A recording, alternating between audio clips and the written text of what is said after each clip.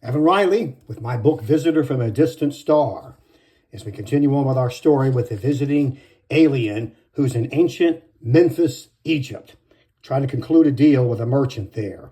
It says, as Raur walked away, the merchant called out, "Perhaps we can do business again."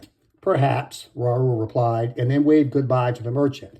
The audience visitor then mingled in with the crowd of shoppers and traders in the marketplace. Raur looked around at some of the other booths under tents in the marketplaces. Raur then heard a familiar voice. It was that obnoxious slave trader. Only this time he was speaking Egyptian as he called out, "A pretty Sumerian girl is here for sale." He said this several times. The young girl stood next to him, still chained and looking dejected. Raur was sick to his stomach.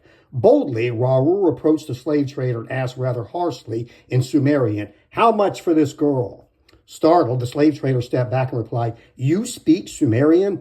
"I do, in many other languages," Raur affirmed. Why did I say that? This earthling doesn't need to know that, Raur thought. It doesn't matter, though. He is nothing more than a cruel, ignorant primitive.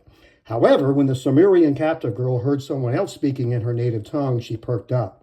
As the slave girl eyed the stranger inquiring about purchasing her, she thought, "This man looks Egyptian, yet speaks my language fluently. Perhaps he's been to Sumeria."